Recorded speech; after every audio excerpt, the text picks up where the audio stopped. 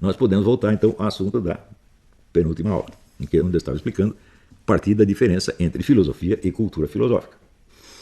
Se você pegar assim, um dicionário de filosofia, uma enciclopédia de filosofia, você tem ali mais conhecimento de filosofia do que jamais houve na cabeça de qualquer filósofo.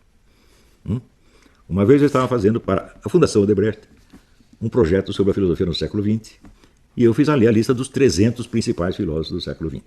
Quando eu terminei a lista, eu perguntei qual desses conhecia bem a dos outros 299. Resposta, nenhum. Mas qualquer dicionário conhecia muito mais do que isso. Então, isso significa o seguinte, que há uma grande diferença entre você acumular conhecimento sobre a filosofia e você exercer a filosofia. Você conhecer toda a história da pintura faz de você um pintor? Não. Mas na filosofia parece que você conhecer a história da filosofia, você fazer exposições da filosofia dos outros, parece que torna você um filósofo. E isto é fraude. Qualquer sujeito que diga que é filósofo, porque eu fiz um trabalho sobre a filosofia de Hegel, eu escrevi não sei o que de história da filosofia, é fraude, está enganando você. Ele não é um filósofo de maneira alguma.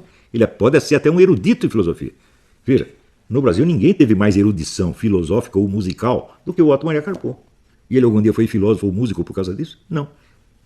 O Otto Maria Carpo entendia tanto de música que ele não ouvia disco, ele lia partitura. Quantos músicos são capazes de fazer isso? Músicos profissionais. Eu acho que o Villa-Lobos não conseguia fazer isso. De vez em quando ele ia tocar um disquinho, pelo menos. Mas o Otto Maria Carpo fazia isso, mas ele não é capaz de tocar nem campainha. Do mesmo modo na filosofia. Ele tinha mais cultura filosófica do que qualquer dos filósofos que estavam exercendo filosofia naquele momento. Isso o torna um filósofo de maneira alguma. Ele é um historiador e crítico, um homem, vamos dizer, um homem da erudição e não da filosofia. Então isso significa o seguinte, que toda esta noção da filosofia como erudição, ela é uma fraude. A filosofia difere da erudição filosófica como a música difere da história da música. É uma coisa simples, depois que eu expliquei, né? Mas no Brasil parece impossível entender isso. Então, se você pegar 99% dos caras que têm diploma de filósofo, eu me mostro uma obra filosófica que você escreveu. Não tem nenhuma. Tem só estudo sobre a filosofia de fulano, sobre a filosofia de fulano. Nunca eles pegam um problema filosófico e o tratam como filósofo, porque não são capazes disso, não têm o treinamento para isso. Simplesmente a técnica filosófica não lhes foi ensinada. Então é assim, é uma escola de pintura onde não tem ninguém pintando, pô. Muito bem, então o que é propriamente a filosofia? Nós não podemos acompanhar, por exemplo, se você pegar a introdução à filosofia do Battista Mondin, que é um autor italiano bastante conhecido no Brasil, ele vai dizer que as ciências se ocupam de aspectos seletivos da realidade, após que a filosofia se ocupa do todo. Mas que raio de todo é este, se nem o todo da própria filosofia o filósofo consegue conhecer? Então não pode ser isto. E, no entanto, essa ambição abrangente faz parte da filosofia. Quer dizer, um filósofo pega a totalidade do conhecimento que seja acessível a ele. E o que ele faz com isso? Ele cria dentro disso um senso de harmonia. Harmonia cognitiva. Não quer dizer que ele vai reunir tudo numa doutrina abrangente, totalmente lógica, que prove tudo do começo até o fim. Já tentaram fazer isso, não dá certo. Então, não se trata, vamos dizer, da coerência lógica, mas da harmonia. A harmonia é um conceito eminentemente estético. Isso quer dizer que a harmonia não é só a coerência da doutrina filosófica. Uma doutrina filosófica pode ser inteiramente coerente em si mesma e ser totalmente divergente da realidade.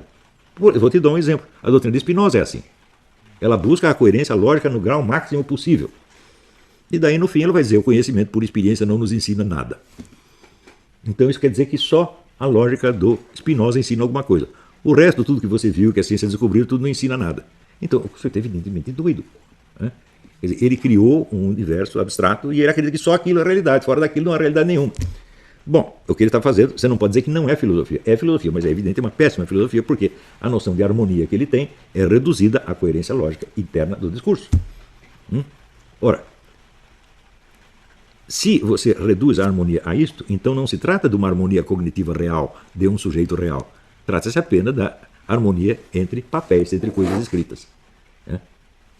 Isto reduz o filósofo a uma espécie de artista. O artista é o sujeito que, quando termina a forma da obra que ele quis criar, seja uma estátua, seja uma música, ele não tem mais nenhum compromisso com aquilo. Ele pode esquecer tudo no instante seguinte, a obra está feita. Porque o objetivo da arte é criar objetos materiais. Pode ser uma estátua, uma música, um livro, uma peça de teatro, etc, etc. Ora, na filosofia isso não serve. Por quê? Porque o filósofo, quando pôs o ponto final no seu livro, ele não parou de filosofar, ele continua filosofando. E esta continuação pode modificar o sentido do que ele escreveu antes. Então, isso significa que a harmonia que o filósofo busca não é só de uma doutrina que ele escreveu, mas de uma atividade cognitiva real que ele desempenhou e continua desempenhando. Então, é a harmonia, vamos dizer, da consciência com o conjunto dos objetos conscientizados. Isso significa que nenhuma filosofia jamais completará uma doutrina abrangente. Nunca. A filosofia, o objeto dela não é criar nem a doutrina omniexplicativa, nem explicar em particular isso ou aquilo.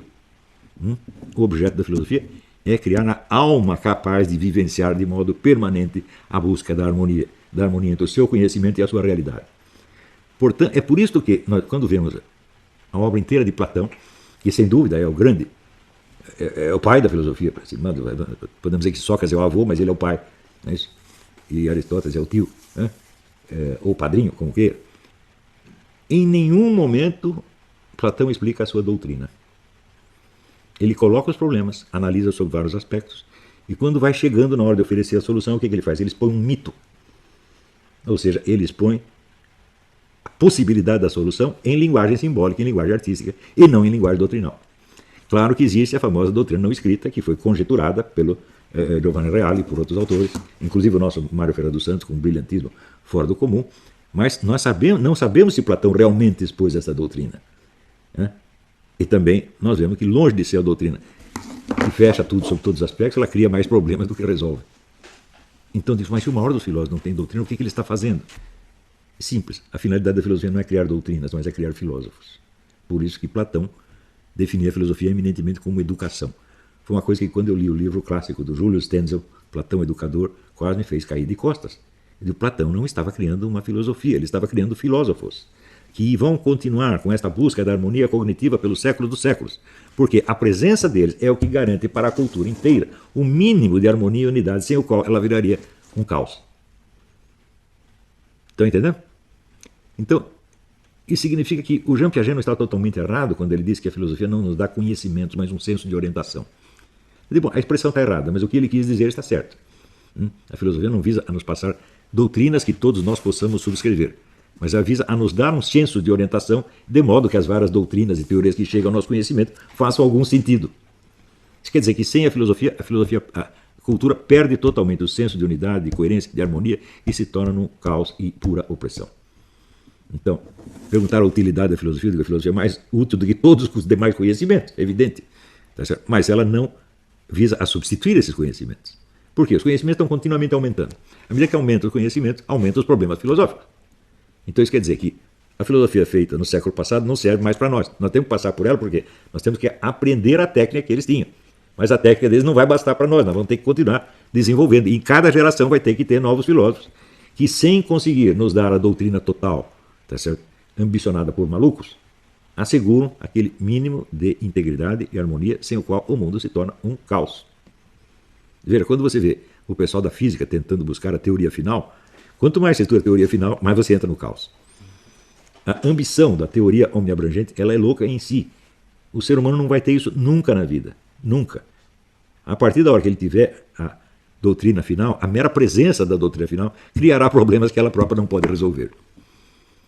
Esta é a condição humana. Então, daí absolutamente necessidade da presença de filósofos a cada geração. Muito bem. Então, quando eu digo o que eu quis fazer, né? Quis fazer uma política para o Brasil, né? Quis fazer um plano para o Ministério do não sei do quê? Claro que não. Eu quis fazer uma fábrica de gênios, uma escola de gênios, e eles estão aparecendo. E eu acho esse menino, Ronald Robson, um gênio. Ronald Robson, quando chegar na minha idade, ele provavelmente será um filósofo melhor que eu. E é para isso que existe professor, meu Deus do céu. Se é para o aluno sair pior do que o professor, nada adianta, é evidente. É? Quer dizer, a verdade é filho do tempo. A geração vai dando a sua contribuição e a que vem depois ela tem que ser mais completa do que a anterior. Nunca vai chegar na completude total. Isso não é para nós, é só para Deus. Tá certo? Mas os filósofos são os garantidores da unidade mínima do conhecimento. Unidade que mais propriamente se chama harmonia. Nesse sentido, eu recomendo muitíssimo o livro do Nicholas Rescher, Harmonia Cognitiva. Eu, quando criei a minha definição da filosofia como unidade do conhecimento na unidade da consciência e vice-versa, eu não havia lido esse livro. Mas vendo esse aqui, eu falei, olha, eu tinha mais razão do que eu mesmo pensava, porque ele mostra que a harmonia cognitiva é o centro de todo o conhecimento. O conhecimento não é, assim, vamos dizer, a prova empírica, a prova lógica ou a completude, não é nada disso. É esta harmonia cognitiva. Esse Nicolas Rocha é um monstro de erudição e, ao mesmo tempo, é um filósofo. É uma coisa difícil de você juntar, por exemplo.